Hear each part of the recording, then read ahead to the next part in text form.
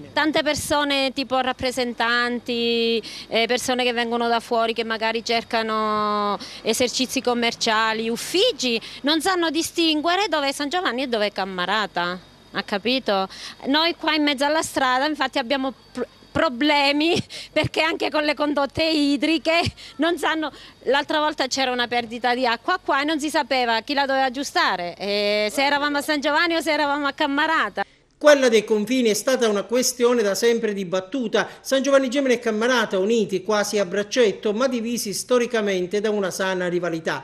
Il progetto della fusione tra i due paesi dell'entroterra agrigentino, avviato nel 2011, torna ad essere di grande attualità. Sono state infatti depositate nelle segreterie comunali le richieste firmate da quasi tutti i consiglieri per chiedere la convocazione delle rispettive assise e deliberare l'indizione della consultazione referendaria. Sembra essere dunque avviata ad una svolta il processo di fusione per dare vita, qualora dovesse concretizzarsi, al più grande comune dei Monti Isicani. Secondo Nino Margagliotta, coordinatore intercomunale per il processo di fusione, ci sono le premesse perché a questa tappa ritenuta storica si giunga con una votazione all'unanimità e con l'adesione di tutte le forze politiche, dato che in questa fase si decide solo di dare voce ai cittadini affinché pianifichino il loro futuro. Televideo Agrigento aveva tempo fa organizzato un approfondimento su questa materia. Sentiamo lo stesso Margagliotta cosa aveva detto. Questo unico paese che si verrebbe a costituire, per il quale ricordo c'è pure il nome, perché è stato fatto un sondaggio, perché il quesito referendario è un quesito che è molto preciso, che impone nella domanda pure la prefigurazione del nome.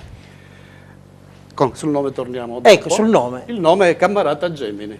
I cittadini hanno scelto a grandissima maggioranza, devo dire, con un sondaggio che è stato fatto nelle piazze anche con l'ausilio del network nostro locale che è Magazze, tra diverse possibilità, tra anche altre possibilità lasciate libere, a grandissima maggioranza hanno scelto Cammarata Gemini. Ma c'è anche il fronte del no alla fusione, uno dei rappresentanti, Francesco Russotto, il quale si era espresso così. Io penso che se fusione doveva nascere da una sensibilità, da una necessità dei cittadini, senza l'influenza della politica che oggi, più che mai, in queste condizioni socio-economiche, dico, questa influenza per noi cittadini, buona parte delle volte in cui c'è stata, è stata peggiore dell'aviare.